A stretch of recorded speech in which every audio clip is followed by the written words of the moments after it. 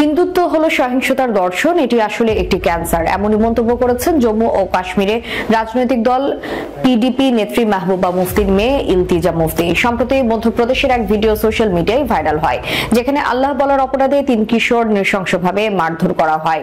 ওই ঘটনার video social মিডিয়ায় শেয়ার করার পাশাপাশি এই উগ্র হিন্দুত্বের বিরুদ্ধে সরব হন মেহবুবা কন্যা ইলতিজা। হিন্দুত্ব ও হিন্দু ধর্মের মধ্যে ফারাক অনেক। হিন্দুত্বের নামে ঘৃণার দর্শন 1940-এর দশকে দেশে ছড়িয়েছিল বীর সাভারকর, যার উদ্দেশ্য ছিল হিন্দুত্বের আধিপত্য বিস্তার, যার দর্শন ছিল ভারত হিন্দুর ও হিন্দুদের জন্য।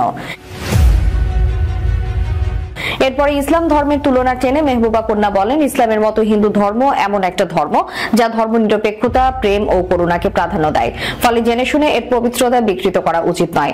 জয় শ্রীরাম স্লোগান রাম রাজ্যের জন্য নয়, বরং এটি ব্যবহৃত হচ্ছে সহিংসতা ছড়াতে। এটা অত্যন্ত লজ্জার যে হিন্দু ধর্মকে বিকৃতি করা হচ্ছে। আমি জেনে শুনে হিন্দুত্বের সমালোচনা করলাম, কারণ এটা একটা অসুখ। একই সঙ্গে তিনি বলেন, একজন মুসলিম হিসেবে আমি বুঝি উগ্রবাদীরা কিভাবে আল্লাহু আকবার বলে নাশকতা চালায়, সহিংসতা ছড়ায়। এর জেরে ইসলামের ভাবমূর্তি নষ্ট হয়েছে, হিন্দুরাও সেই পথে হাঁটছে। ইলতিজার এই মন্তব্য প্রকাশ্যে আসার পর তার সমালোচনায় সরব হয়েছে জম্মু ও কাশ্মীর বিজেপি। জম্মুর বিজেপি নেতা রবীন্দ্র রেনা বলেন, ওই পিডিপি নেত্রী হিন্দুত্ব নিয়ে অত্যন্ত অপমানজনক ভাষা ব্যবহার করেছেন, এটা ঠিক নয়। রাজনীতিতে মতভেদ হতে পারে, তাই বলে অপমানজনক ভাষা ব্যবহার করা উচিত নয়। উনি যে মন্তব্য করেছেন তার জন্য ওনার ক্ষমা চাওয়া উচিত।